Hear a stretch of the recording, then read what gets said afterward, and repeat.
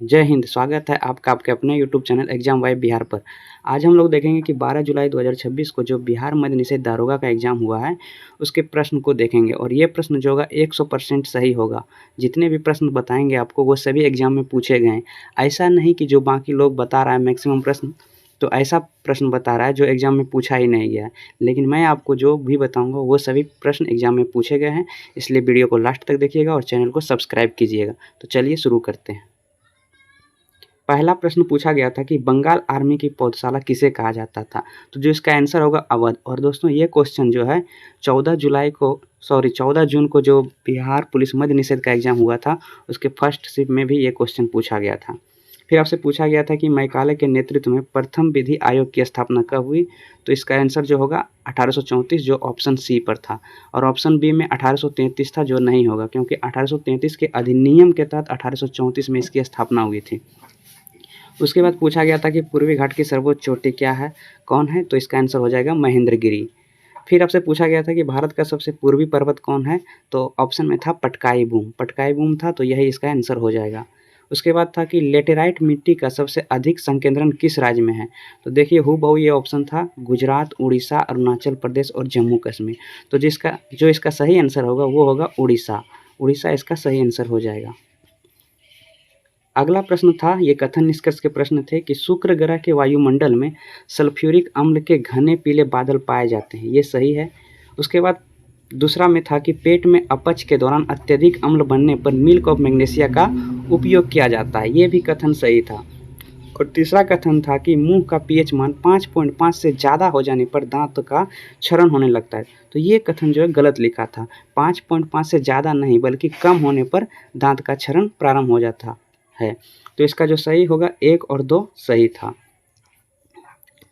अगला प्रश्न था कि सम्राट चौधरी ने बिहार के 24वें मुख्यमंत्री के पद की शपथ कब ली थी, तो इसका आंसर जो होगा 15 अप्रैल 2026 को।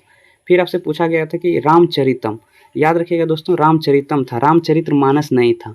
तो रामचरितम के जो लेखक हैं वो है संध्याकर नंदी, तो इसका ये आंसर हो जाएगा। फिर आपसे पूछा गया था कि नालंदा महाविहार के संस्थापक कौन है, तो कुमारगुप्त प्रथम इसका सही आंसर हो जाएगा।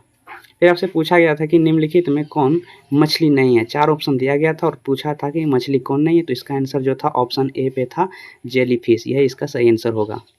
फिर आपसे पूछा गया था कि अगला प्रश्न कि निम्नलिखित में से कौन सी मिट्टी जल धारण करने पर फूल जाती है और सूखने पर चिपचिपी हो जाती है, तो लास्ट में डी ऑप्शन पर था काली मिट्टी इसका सही आंसर होगा।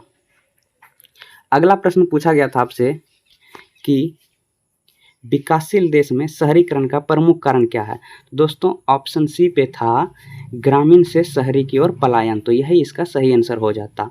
फिर आपसे पूछा गया था कि सांसद का व्यक्तिगत विशेषाधिकार नहीं है, पूछ रहा था 4 ऑप्शन दिया गया था, उनमें से पूछ रहा था जो सांसद है उसका व्यक्तिगत विशेषाधिकार नहीं है, तो दोस्तों जो गिरफ्तारी से संरक्षण है ये उसका विशेषाधिकार नहीं है। हालांकि दीवानी मामले में ये अधिकार प्राप्त है, लेकिन फौजदारी मामले में जो है उसे गिरफ्तार किया जा सकता है। फिर आपसे पूछा गया था कि लोरिया नंदनगढ़ और लोरिया रेराज बिहार के किस जिले में है, तो वो है पश्चिम चंपारण में। तो आप लोग जितने भी लोग एग्ज़ाम दिए होंगे आप लोग देख रहे होंगे कि ये सभी प्रश्न हूबहू आपके एग्ज़ाम में पूछे गए थे। ऐसा नहीं है कि जो प्रश्न नहीं भी पूछे गए थे वो मैं आपके सामने लाकर दे दूं और बोलूं कि ये प्रश्न पूछा गया था। अगला प्रश्न जो है श्री कृष्ण सिंह के बारे में पूछा गया था, 2 कथन लिखे थे जिसमें था कि श्री कृष्ण सिंह ने सविनय अवज्ञा आंदोलन 1930 में अपनी वकालत छोड़ दी थी, तो दोस्तों ये कथन जो है गलत है। सविनय अवज्ञा आंदोलन नहीं बल्कि असहयोग आंदोलन के समय उन्होंने अपनी वकालत छोड़ दी थी।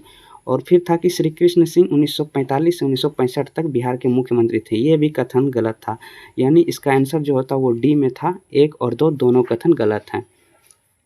अगला प्रश्न था कि बिहार के जिलों को दक्षिण से उत्तर क्रम में सजाना है, तो इसका जो सही आंसर था गया, पटना, सहरसा और मधुबनी, जो ऑप्शन ए पे ही था। चलिए अगला प्रश्न देखते हैं। अगला प्रश्न था भारत में राष्ट्रीय उद्यान और उससे संबंधित जो राज्य है उसको मिलान करना था, तो इसमें था दुधवा जो उत्तर प्रदेश में है, सिमलीपाल उड़ीसा, सरिस्का राजस्थान और बांदीपुर कर्नाटक। तो दोस्तों ये इसका सही मिलान है। अगला था कि अंत्योदय कार्ड किससे संबंधित है, तो ऑप्शन ए पे लिखा था कि निर्धनों में भी निर्धन परिवार, तो यही इसका सही आंसर हो जाता। फिर आपसे पूछा गया था कि भारत का पहला भूतापीय ऊर्जा केंद्र कहाँ बन रहा है, तो ऑप्शन सी पे था लद्दाख इसका सही आंसर होगा। फिर आपसे अनुच्छेद 3 के बारे में पूछा गया था, जिसमें 4 कथन दिए गए थे टोटल।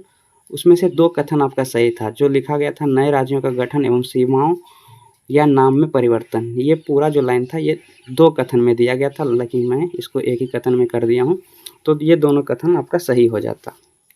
अगला प्रश्न है कि संयुक्त राष्ट्र द्वारा 30 मई को आलू दिवस मनाने के लिए किस देश ने अनुशंसा की थी? तो ऑप्शन ए पे ही था पेरू। पेरू इसका सही आंसर हो जाएगा। ऑप्शन बी पे था भारत भी था, लेकिन भारत इसका सही आंसर नहीं होगा। अगला प्रश्न है कि एवरेस्ट दिवस 29 मई को किन 2 व्यक्तियों के याद में मनाया जाता है? तो दोस्तों इसका जो सही आंसर था एडमंड हिलेरी और तेंजिंग नार्गे, जो ऑप्शन ए पे लिखा हुआ था। तो आप लोग बताइए कमेंट करके ये सभी प्रश्न आपके आए हुए थे या नहीं आए हुए थे, और मैं आपको सही सही क्वेश्चन बता रहा हूँ या नहीं। अगला प्रश्न था कि प्रधानमंत्री श्रम योगी मानधन योजना के तहत मासिक अंशदान कितना है? तो ऑप्शन डी पे था 55 से 200, जो उसका सही आंसर था ऑप्शन डी। फिर प्रश्न आपसे पूछा गया था कि निम्नलिखित में से कौन से मुख्यमंत्री नहीं है? कहाँ की? दिल्ली की नहीं रही है। तो ऑप्शन ए में था सुषमा स्वराज, फिर थी शीला दीक्षित और रेखा गुप्ता।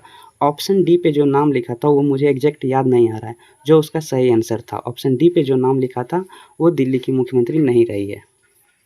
फिर आपसे पूछा गया था कि मानव विकास सूचकांक के 3 आयाम क्या हैं? तो सी में था ऑप्शन स्वास्थ्य, शिक्षा और जीवन स्तर। यही 3 आयाम है मानव विकास सूचकांक के। अगला प्रश्न आपसे पूछा गया था कि भारतीय नौसेना का सर्वोच्च मानद पद क्या है? तो ऑप्शन बी पे था एडमिरल। ऑप्शन सी पे वाइस एडमिरल भी था, जो नहीं होगा। सर्वोच्च मानद पद जो है वो एडमिरल है, तो यह इसका सही आंसर होगा। प्रथम विधि आयोग मेघालय के समय, ये मैंने आपको बता दिया, 1834 में इसका गठन किया गया था। फिर आपसे पूछा था कि नरेंद्र मोदी को स्वीडन का सर्वोच्च सम्मान कौन सा है जो मिला है? तो इसका नाम था royal order of the polar star, जो था ऑप्शन सी पे, तो यह इसका आंसर हो जाएगा। फिर आपसे पूछा गया था कि कुशेश्वर पक्षी अभयारण्य बिहार के किस जिला में स्थित है? तो वो है दरभंगा में, दरभंगा में स्थित है। फिर आपसे 3 फसल दिया गया था, चावल, चाय और गेहूँ, और जलवायु के अनुसार उसको मिलाना था। तो इसका जो सही आंसर होगा, चावल जो होगा उच्च ताप, उष्ण और आर्द्र जलवायु में होता है। चाय जो होता है उष्ण, आर्द्र और पाला रहित जलवायु, और तीसरा गेहूँ जो था वो शीत एवं आर्द्र। तो ये हूबहू देखिए आपको ऐसा ही प्रश्न पूछा गया था। अगला आपसे पूछा गया था कि ध्वनि किस प्रकार की तरंग है? तो ये सिंपल सा क्वेश्चन है, ये अनुदैर्ध्य तरंग है। फिर आपसे पूछा गया था कि 1 कूलम्ब आवेश में कितने इलेक्ट्रॉन होते हैं? तो इसका जो सही आंसर था ऑप्शन डी पे 6.25 × 10⁻18 इलेक्ट्रॉन। दोस्तों कंफ्यूज करने के लिए ऑप्शन बी में 6.25 × 10⁻19 भी लिखा था, जो उसका आंसर नहीं होगा। ऑप्शन डी इसका सही आंसर होता 6.25 × 10⁻18 इलेक्ट्रॉन। अगला प्रश्न था निम्नलिखित में से कौन सी कोशिका छिद्रदार नहीं होती है? तो इसका जो सही आंसर था ऑप्शन डी पे था सहचर कोशिका, सहचर कोशिका। फिर आपसे पूछा गया था कि अम्बपाली जो रामवृक्ष बेनीपुरी की रचना है वो क्या है? तो वो एक नाटक है, नाटक। तो इसका सही आंसर होता है नाटक।